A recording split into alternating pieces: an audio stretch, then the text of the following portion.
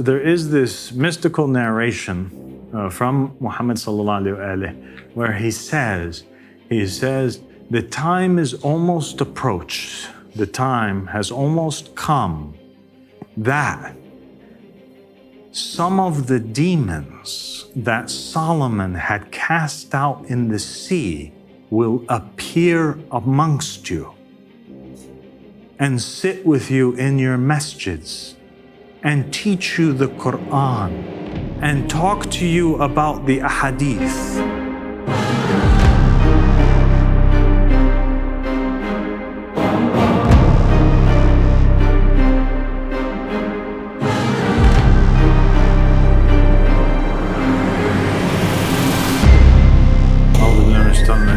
بسم الله الرحمن الرحيم اللهم صل على محمد وآل محمد الأئمة والمهديين وسلم تسليما. السلام عليكم ورحمة الله وبركاته.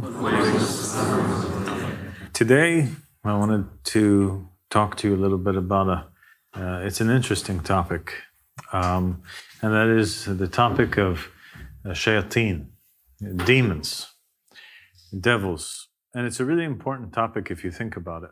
And it's one that's highly associated with religion. If it wasn't an important topic, the devil, the Shaitan, who is the king of all demons, he wouldn't have been mentioned as the number one enemy of mankind. After all, it was a demon who got Adam expelled out of paradise. It is narrated that the demons are the ones that are constantly hovering around the believer, so much so that some narrations state that the Shayateen, the demons, hover around the believer more than the flies hover around meat. So that's how attracted they are to the believer, and that's how much they dedicate, their time and effort to leading mankind astray. And also in the Holy Quran, the devil himself, Iblis Lanatullah alayhi, says that he's going to be coming at mankind from the left, from the right, from above them, from below them, from all around them, in order to lead them astray and cause them to doubt. So it sounds like a pretty important topic to me. And even, by the way, in universities in the United States and in other countries around the world, they have entire courses that are dedicated to the study of demonology. So together, let's all, before we start, say together in one breath, أعوذ بالله من الشيطان اللعين الرجيم. أعوذ بالله من الشيطان اللعين الرجيم. أعوذ بالله من الشيطان اللعين الرجيم. It means I seek refuge with God from the accursed Satan, the Rajim. The la'in means cursed.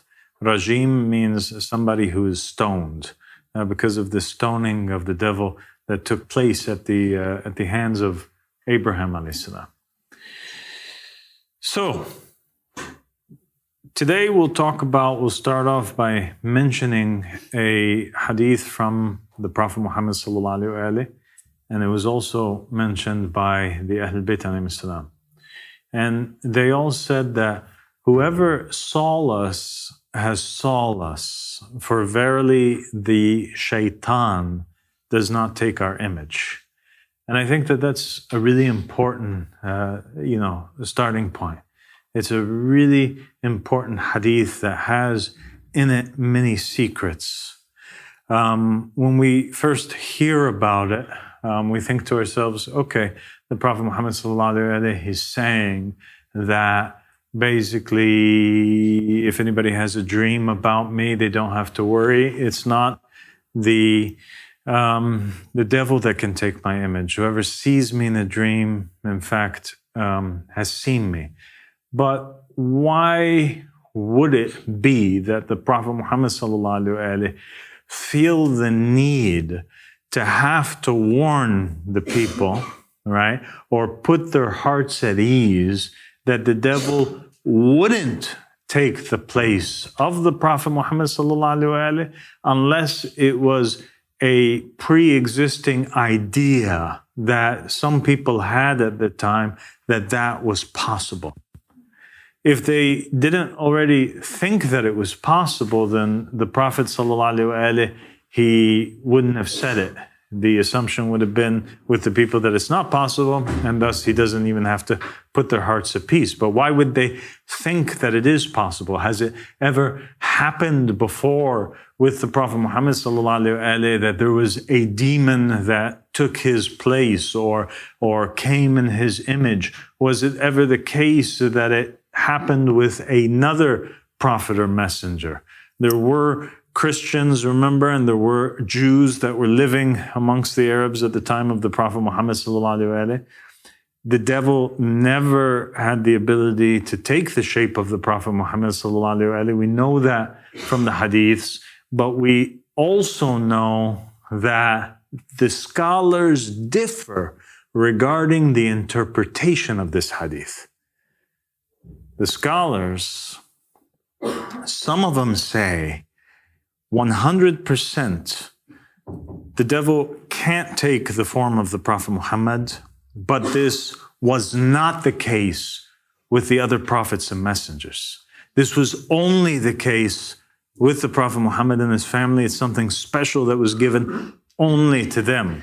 And then the other scholars will say, no, that's an impossibility. All the prophets are from God. The devil has the ability to take no image of any of the prophets or the messengers. Anybody who sees any of them has really seen them. But remember, the hadith doesn't say that, and nor is it talking about all of the prophets and the messengers. It's only talking about Muhammad and the family of Muhammad specifically. And we do know that in the Jewish narrations and in some of the Christian narrations that we have that have survived and that exist and that Jewish people still believe in today, there is a very famous story about just that. A demon, a devil, taking the form of a prophet or messenger and causing a great fitna. And that demon, his name was Ashmodai. And he also goes by Asmodeus, okay? And he usually appears in paintings as a three-headed demon with the head of a man and the head of a bull and the head of a ram who's sitting on top of a dragon. And usually one of his feet is the feet of a cock or a rooster, a chicken.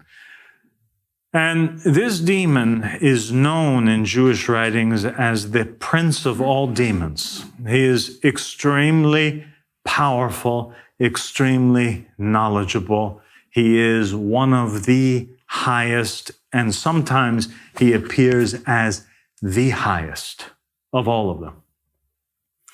And the story goes that basically Solomon, when he was wanting to build the temple, he couldn't find a particular type of stone that he needed to carve the stones that were necessary in the temple.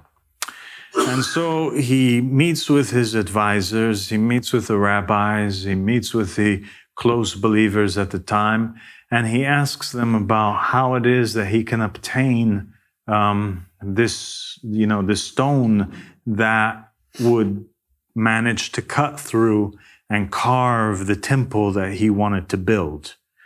They gathered together, they looked through their books, the knowledgeable ones spoke, and they advised Solomon. They said, look, we do know of a stone that can do this, but this was a stone that Moses had, and it's been lost ever since then. Nobody knows where it's at, okay? It's a special type of stone. But if you summon a few of these demons, and they mentioned to him a few different male and female demons that he had to summon. If you summon them and ask them, they would be able to answer you. And so Solomon does just that. He summons these demons forward before him. And the answer was, nobody knows, Solomon, where this stone is except for the prince of all demons. His name is Ashmodai. And basically, they begin to tell him the story of Asmodeus and what's going on with him. They say that he's living in this particular mountain. He had carved for himself a home in the mountain. And underneath, in the earth of the mountain itself, he had this particular well.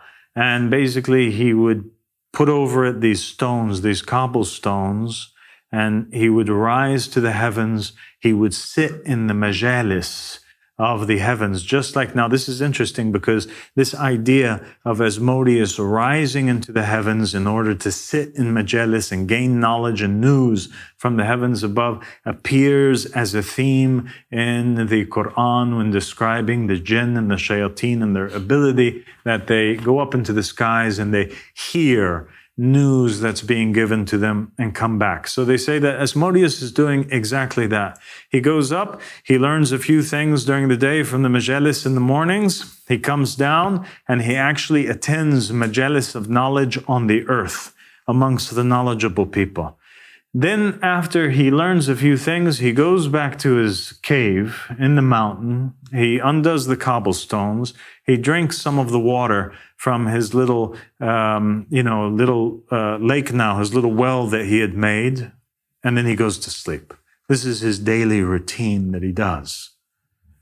And so Solomon determined to find this stone that Moses had, that only Asmodeus knows the whereabouts of where it is, decides to come up with a plot with one of his advisors to entrap this demon. And so he takes his ring and he has on it his seal, a magical seal. And he gives it to this advisor of his, and he sends him forward to the mountain. And this advisor manages to switch out the water that's in the well of Asmodeus while he's in the heavens listening with wine. And he comes back down, and Asmodeus, realizing that there's wine, first doesn't want to drink, but eventually he decides that he's going to drink. And in his state of intoxication, the helper of Solomon manages to lock him up. He uses the seal to chain him up in a particular way, in a magical way, and he begins to pull him forward towards Solomon. Asmodeus, on his way, as he's being pulled forward, he begins to bump into trees. Every time he bumps into a tree, it falls down over. He begins to bump into houses. As he bumps into the houses collapse. There are several stations in the tale where on the way towards Solomon, Ashmodai or Asmodeus ends up encountering certain individuals. And he reacts in ways that dumbfounds the assistant of Solomon. He comes across a group of people that are celebrating, and they're all happy and they're partying in a home. It looks like a happy event. Asmodeus looks at them and then he begins to cry.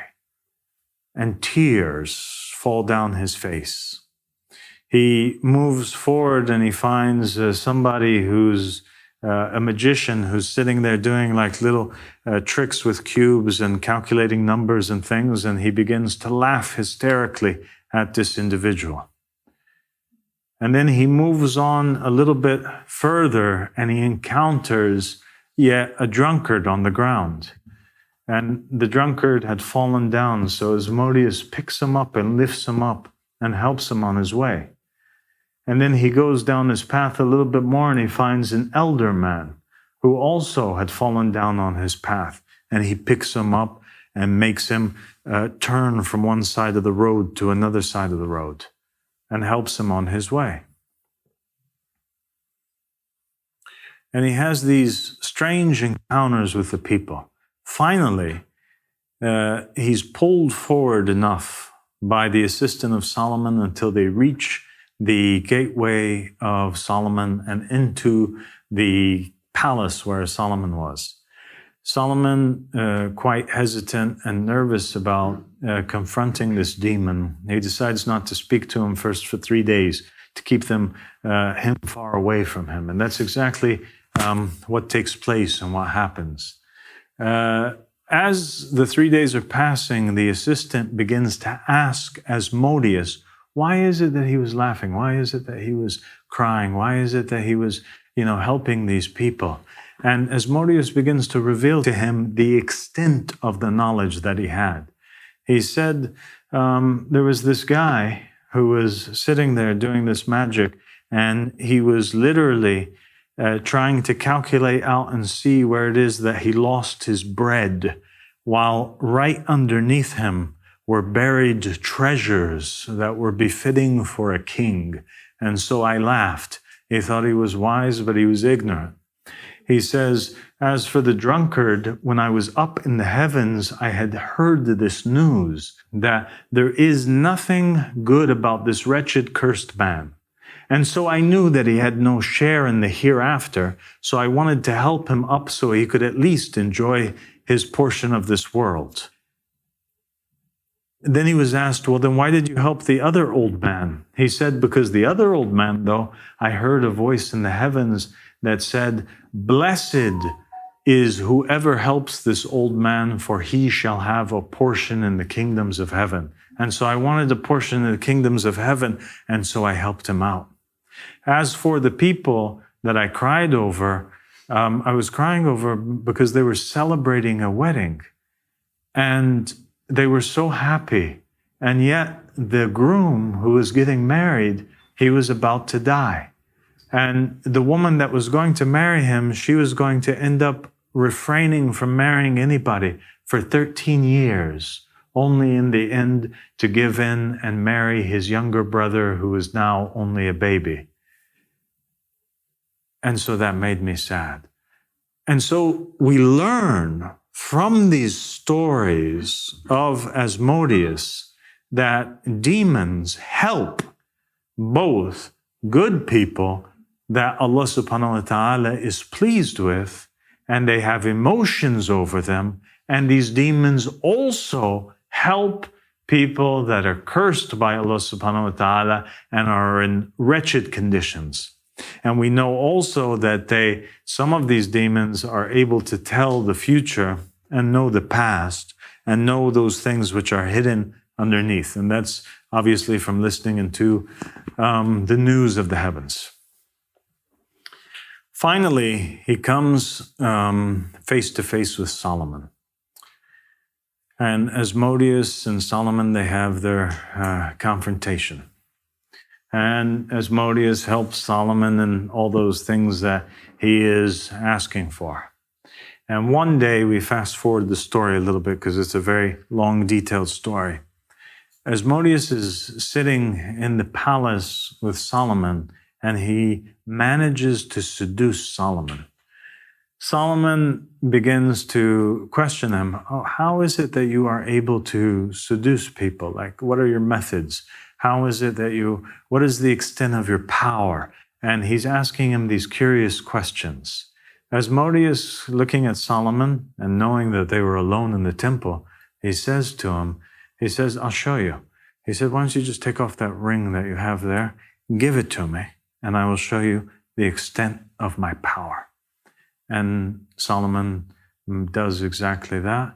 He trusts the demon and he gives him the ring, and immediately, as fast as he holds on to it, he swallows it into his mouth, and he extends himself, and he manages to have one wing in the heavens and one wing on earth, and he shuns with a single strike Solomon until he ends up miles and miles and miles away.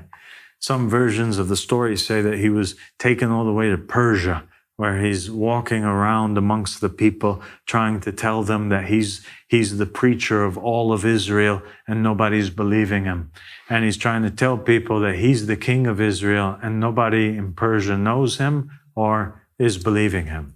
But the interesting part is what takes place while Solomon is now in Persia. The narration state Asmodeus decides to usurp his kingdom, and he sits on the throne of Solomon, and the narration state that nobody of all of Israel had the ability to distinguish between the person of Solomon and the person of Asmodeus. They thought that Asmodeus was Solomon.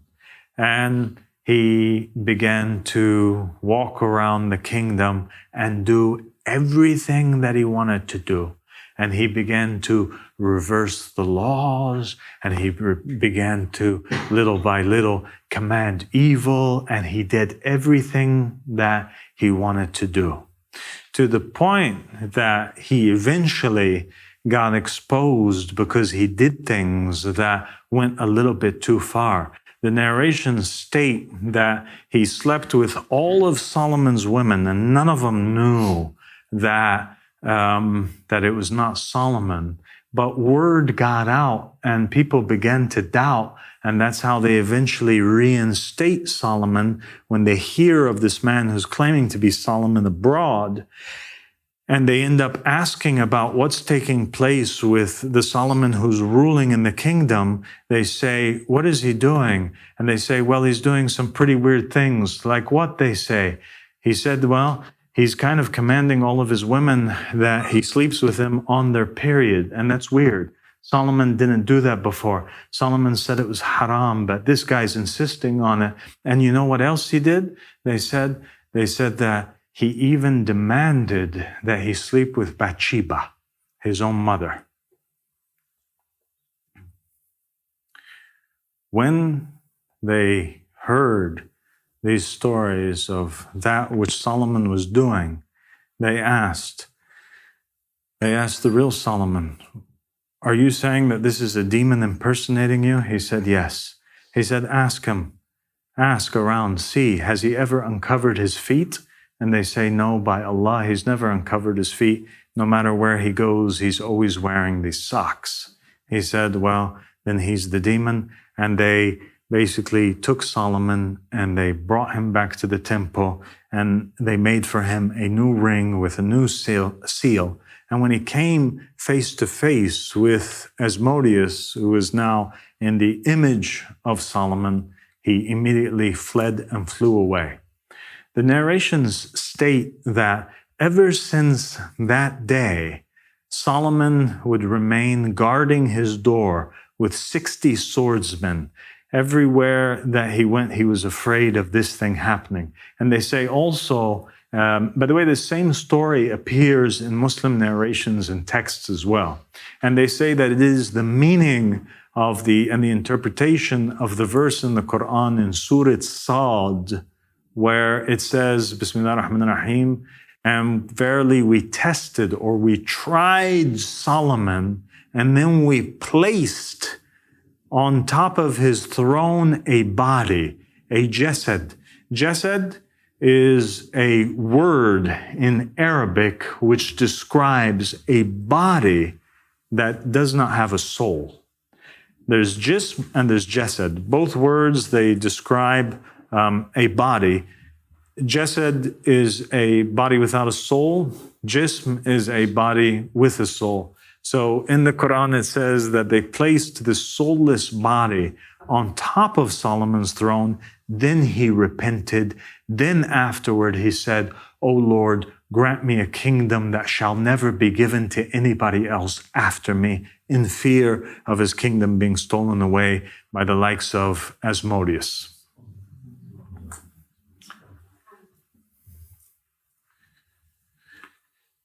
Now, the nature of how this took place, people differ in regards to this. Some people say that Solomon, with his body, was transported to Persia. And Asmodeus shapeshifted into the form of the Prophet Solomon. Other people seem to believe that what actually took place was that the soul, that Asmodeus managed to make a reverse exorcism on Solomon and force out his soul, thus casting it out somewhere into a body of a random person in the middle of Persia, while Asmodeus took control of the body of Solomon alayhi salam. And so this story, which was well known amongst the Jews and the Christians, became the reason why the Prophet Mohammed had to put the people, their minds at ease and at rest, and he gave them a promise, a divine promise. And he said that one of those things that was given to Muhammad and the family of Muhammad that was not given to any other prophet or messenger before is that the Shaitan is not able to take their form, not in the dream world and also not in the physical world. It is an impossibility. And that's why you find also in the narrations of Muhammad and the family of Muhammad, the Shaitan appears many times to Muhammad, to Ali ibn Abi Talib, to the Imams from the Ahl Bayt alayhim salam, but they always appear in the form of other human beings. Now, there's something that's interesting that connects the story of the demons from the time of Solomon with you, all of you, and this particular time that we're living in. Because there is this mystical narration from Muhammad sallallahu alaihi where he says, the time is almost approached, the time has almost come that some of the demons that Solomon had cast out in the sea will appear amongst you and sit with you in your masjids and teach you the Quran and talk to you about the ahadith.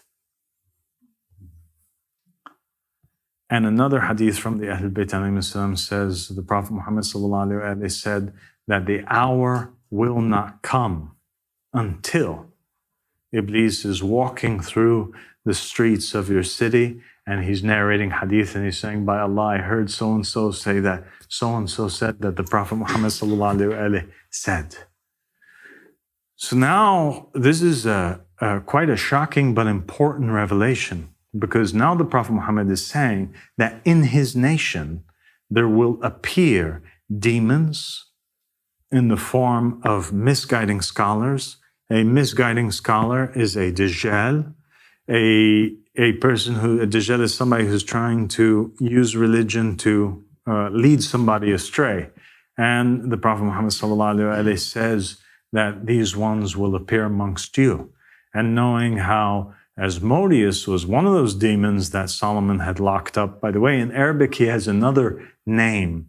The name of Asmodeus in Arabic is Sakhra. Sakhra means rock. And rock was his name because Solomon eventually casts him and locks him inside of a stone. He ends up being locked in there for a while and cast into the sea eventually to come out in this day and age.